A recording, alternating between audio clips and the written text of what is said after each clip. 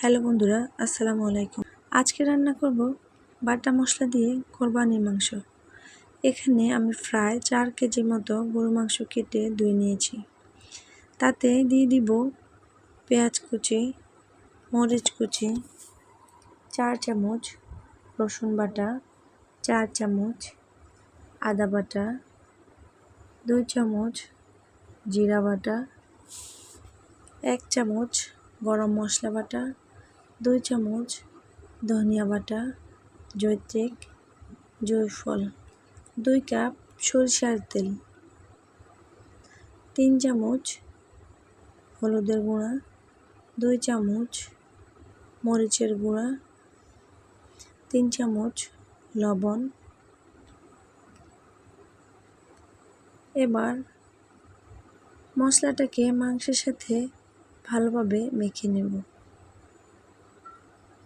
ভালোভাবে মেখে নেওয়া হয়ে গেলে মাংসটাকে আধা ঘন্টার জন্য রেস্টে রেখে দেব। আধা ঘন্টা পর চুলায় আমি একটি হাঁড়ি বসিয়ে দিয়ে দেবো হাফ কাপ সরিষার তেল। তেল গরম হয়ে আসলে দিয়ে দিব গরম মশলা এবং তেজপাতা। তাতে দিয়ে দিব ম্যারিনেট করে রাখা গরুর মাংস।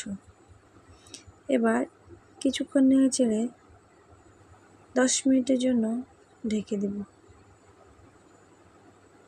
10 মিনিট পর মাংস থেকে পানি ছেড়ে দিয়েছি।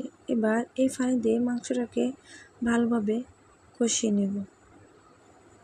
কষিয়ে নেওয়া হয়ে গেলে দিয়ে দিব গরম পানি। গরম পানি দিয়ে নেড়ে ছেড়ে মাংসটাকে ঢেকে দেব সিদ্ধ হওয়া পর্যন্ত।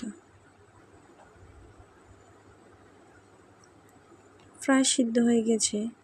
এ পর্যায়ে দিয়ে দিব 1 চামচ জিরা গুঁড়া, 1 চামচ গরম মশলা গুঁড়া, 1 চামচ গরু মাংসের মশলা, কিছু পেঁয়াজ বেরেস্তা।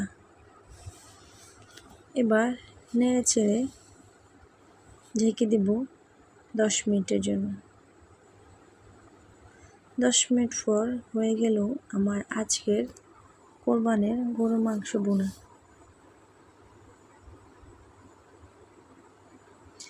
বন্ধুরা, আমার ভিডিওটি যদি ভালো লেগে থাকে লাইক দিবেন, কমেন্টস করবেন। সবাই ভালো থাকবেন। আল্লাহ হাফেজ।